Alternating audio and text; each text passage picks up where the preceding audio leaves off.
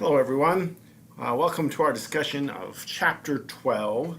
We're talking about special property transactions. These are ones that don't fit the normal calculation of gain or loss. Typically there is some kind of part of the gain or loss that is postponed or over time, something like that. And these fit here only because they are specifically listed in the tax code. These are all, otherwise the general rule applies. So these are, so the first thing you have to do with every one of these is determine if it fits, if the situation you're looking at fits the definition of the situation that's described here in the tax law. So let's look at, first of all, like-kind exchanges. The idea is that you have property, you have typically, this is a property that has gone up in value a great deal since you bought it, and what you'd like to do is exchange it for another property without paying tax on the gain. And the reason why the tax law allows this is because if you truly exchange property for another property and get no cash, you don't have any cash to pay your taxes with if you had to recognize the gain. So it doesn't seem fair that you would have to pay the taxes. So this is the scenarios that they put in the rules that you have to follow in order to gain this situation. So the criteria is there has to be an exchange, okay? However, it does not have to be a simultaneous exchange. You can be a delayed exchange where you sell your property, have the proceeds held in an escrow account or some other holding account, and then designate the property that you're going to buy later. There are time limits on that, 45 days and 180 days to actually make the exchange, but it does not have to be a direct exchange. This isn't going to work unless it is used in a trade or business or for investment, and they have to be like kind, and really this is only about real estate. The thing that you remember, exchange rules are not elective. So you have to do like kind, meaning if you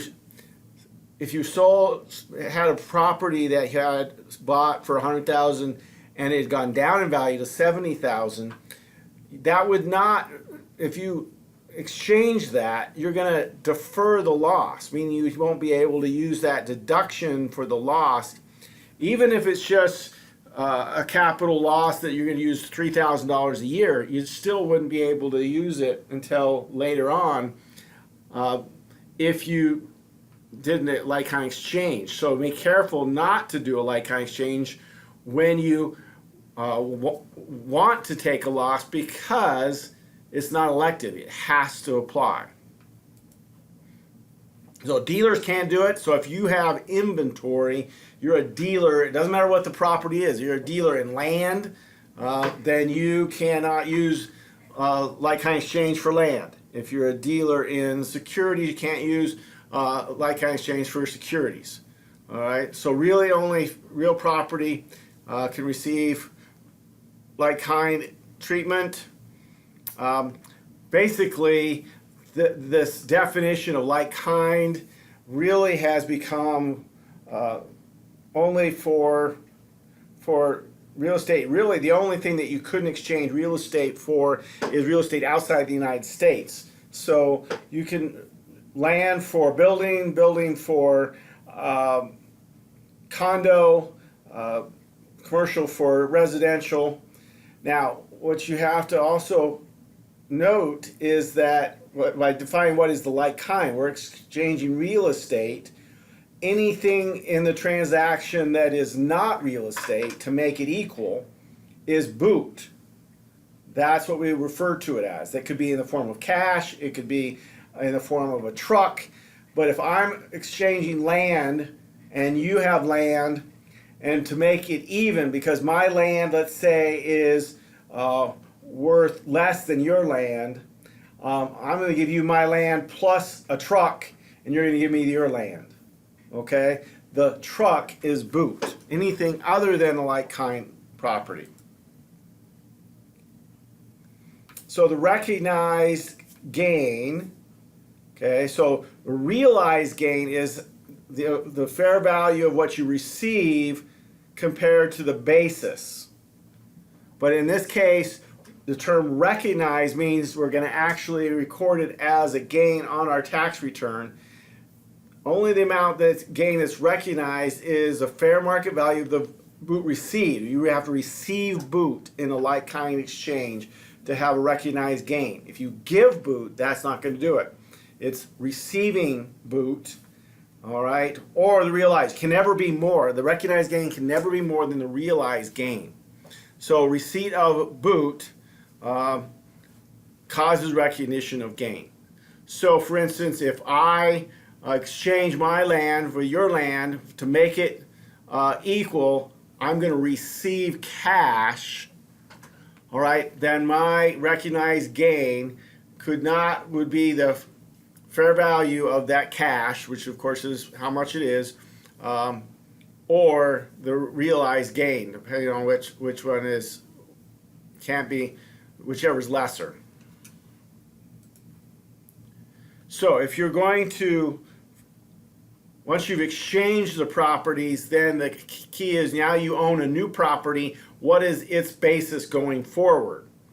Now it says the basis of the property given plus the basis of boot given if you gave boot, which if you don't, then that can be skipped, plus gain recognized if you recognize gain. If you didn't, then that can be skipped, less boot received. Okay, now gain recognized and boot received should be basically the same thing. So those usually are going to offset each other. So most of the time, all right, it's the basis of the property given plus any boot we give. If we give cash, if our basis of the property is $100,000 that we're giving up, and we throw in $20,000, then our basis of the property received is going to be the $100,000 from the property we gave up plus the $20,000 in cash we gave as well. The other way to calculate this is the fair value or the fair market value of the property received less any deferred gain. Now you should come with the same number either way you do it. So sometimes it's good to check yourself and look at the fair value of what you got, new property, and subtract any deferred gain. Okay, deferred gain is the realized gain that has not been recognized. So if it is not simultaneously, remember we mentioned that you have 45 days to locate replacement, 180 days to receive replacement. A little bit about liabilities. If someone assumes your loan on a property, that is boot received. So for instance, let's say I have a property, it has a basis of $100,000 and I have a mortgage against it for $50,000.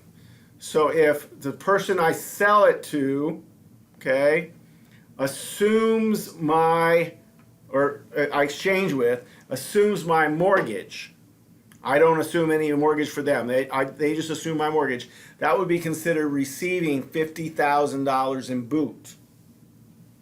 Okay, even though no cash has actually changed hands, no assets have changed hands other than the like-kind property. So liability can kind of screw up a like-kind exchange because when that one side assumes the other side's liability, the one that is getting that assumed is receiving boot. If both sides assume a liability, then the one that is assuming the most is giving boot to the one that assumes the least. So you're assuming my mortgage of $50,000, I assume your mortgage of $70,000. That's the same as me giving you $20,000 in cash. okay, because I am assuming a bigger mortgage than you are. So I have given you boot and you have received boot for the 20,000. All right, so next. So the idea of involuntary conversions is very similar to a like-kind exchange.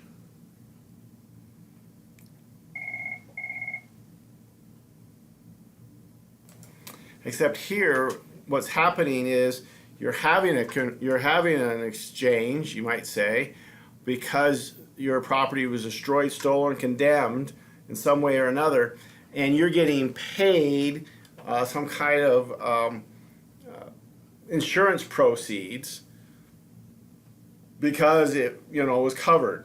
If it's just destroyed, then it's really not a conversion. You have just a loss.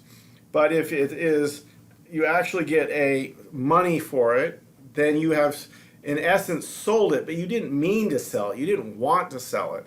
So we're going to give you an opportunity to exclude or postpone the gain on that because you really didn't mean to do so.